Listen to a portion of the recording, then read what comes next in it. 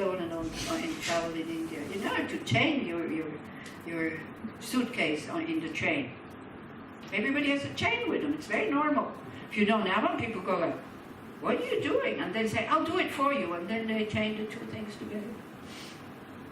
It's so common that suitcases disappear if you don't chain them all. Yeah. So top of the bus also. And then also you don't have to get out every stop to look. Well, is it still there? If it disappears, it disappears. You buy some new T-shirts and some new kind of trousers. No big deal. Then you're relaxed. Yeah. So losing what we cherish, yeah. It's not the object. It's your approach to it. It's not what is worse. It is like, you know, some people can go totally overboard about, you know, me having thrown away something that I thought was worthless. But then you go, oh, there was all this emotional value. I mean, where is the value?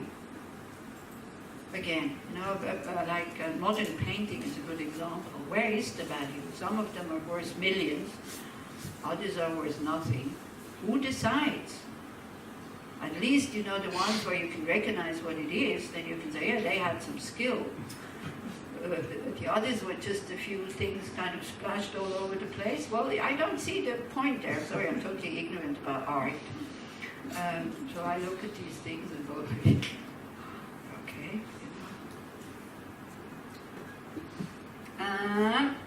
Desiring things that you cannot have, is that satisfying? Not really, is it?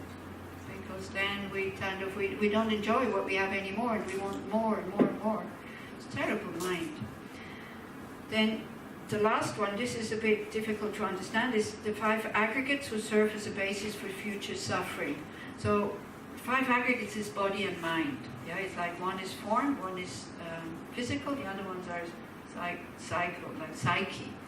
Yeah, so having those which are so fragile, this is what it means. Our body and mind, do we agree? Our body and mind is very fragile. You know, especially our mind. Yeah.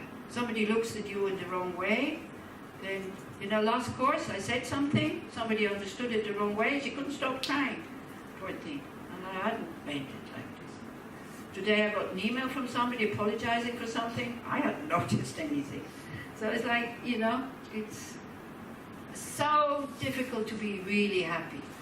And so when you are in retreat, then you start to see how difficult it is to be happy without drugs. Of course, if you smoke joints all the time, you know, then you have a kind of a level of relaxation all the time. I was an alcoholic because I was full of fear all the time, and I was also full of anger all the time about the injustice in the world. I couldn't bear it. When I heard about law of cause and effect, I started to understand. And I started to be able to look at it without getting angry. And if I can do something about it, I try to do something about it. Okay? For me, this was very helpful to get rid of my constant anger against some groups. People who eat meat, atomic power plants. I was demonstrating most of the time, screaming and shouting and smashing windows with bricks in countries where there is no Vietnam War. It was against the Vietnam War at that time also, you know. Many of you know it. My idols were the Bader-Meinhof group when I was 18. The Red Fraction Army, I don't know if you heard about them. Terrorists. Because what they did in my eyes was very good. They were catching all these Nazis who had these very high posts and were denying that they were Nazis. And they were catching them and killing them. And I thought that was a good thing.